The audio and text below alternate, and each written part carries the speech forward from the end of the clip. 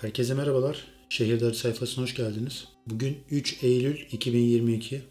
Bugün kovanımın genel durumunu kontrol edeceğim ve artık sonbaharda gelmeye başladığı için kovanları 2'ye 1 oranındaki şerbetlemeyi yapacağım. Artık İstanbul'da yavaş yavaş kış gelmeye başladı. Sabah ve akşam saatlerinde artık sonbaharı hissetmeye başladık. Şimdi yarım şerbetliğin altına baktığımda bu aralar buraya herhangi bir nektar veya şerbet doldurmamış. Herhangi bir polen atımı da yok. Normalde yarım şerbetliğin altını doldururlar ama bu sefer peteklerin altına bir şey doldurmamışlar. Ben de şöyle yapacağım. Havalar iyice soğumaya başladığında buraya alacağım. Yarım şerbetliği oradan kaldıracağım ve oraya bir tane bölme tahtasıyla strafor yerleştireceğim. Çünkü oradan bir soğuk engellemesi olmayacağı için ne olur ne olmaz diye kendimizi garanti altına alacağız. Ama ilk çıtamda görmüş olduğunuz gibi yoğun bir polen var ve polen gelmeye de devam ediyor. Çünkü öğlen sıcaklıkları tekrardan 20 derecelere kadar çıkıyor. Çok sık olmasa da. En azından güneş çıktığı zaman hava iyice ısınıyor. İkinci çıtada görmüş olduğunuz gibi biraz sırlanmış bal, yoğun polen ve günlük yumurta mevcut. Zaten peteklerde de polen olduğu için arıların yoğunluğu bu tarafta. Gelen şerbeti de zaten bu çıtaları dolduracaklar. Yavru arılar ilk çıktığında bu peteklere gelecek. Üçüncü ve dördüncü çıtadan çıkacak olan yavrular bu durumu dengeleyecektir. Zaten görmüş olduğunuz gibi çıtalarda beyazlık var.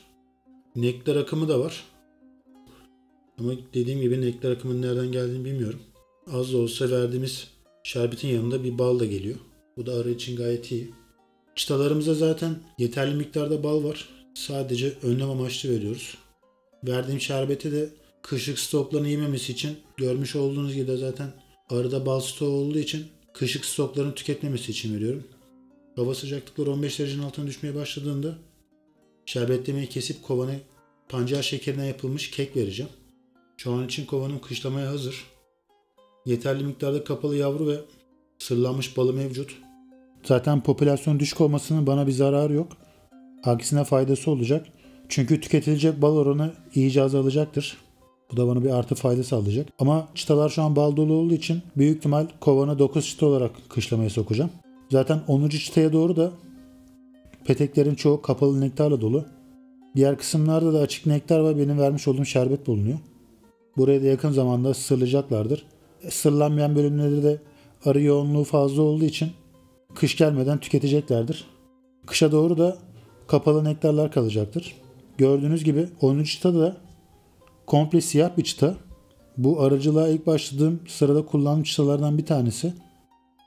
Normalde bu çıtayı kovanı tutmamak lazım ama şu an çok fazla kahverengi çıtam olmadığı için bu sene de bu siyah çıtayı tutup seneye geri dönüşüme sokacağım. Çünkü siyah petekle arının kışlaması biraz daha rahat oluyor.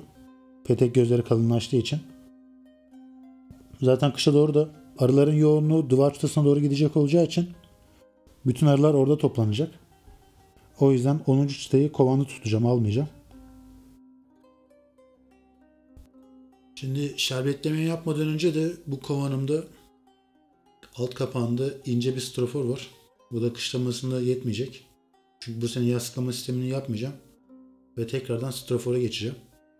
O yüzden de kapak altına normalde çift kat strafor koymam gerekir ama bununla uğraşmayacağım. Çünkü yazın bunu belki çıkartma imkanım olabilir. Bundan dolayı da tek kat bir strafor atacağım. Arada oluşacak boşlukları engellemek için de bir tane çuval koyacağım.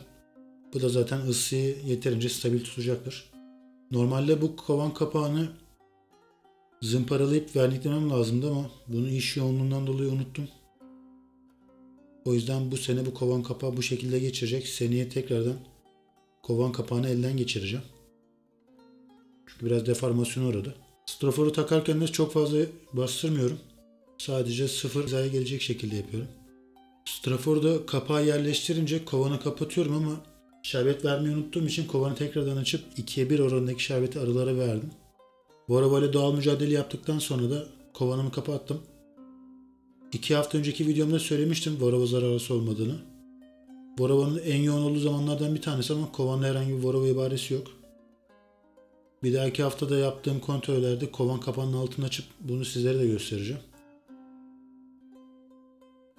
Bu haftaki yapacağım kontroller bu kadar. Beni seyrettiğiniz için hepinize teşekkür ederim.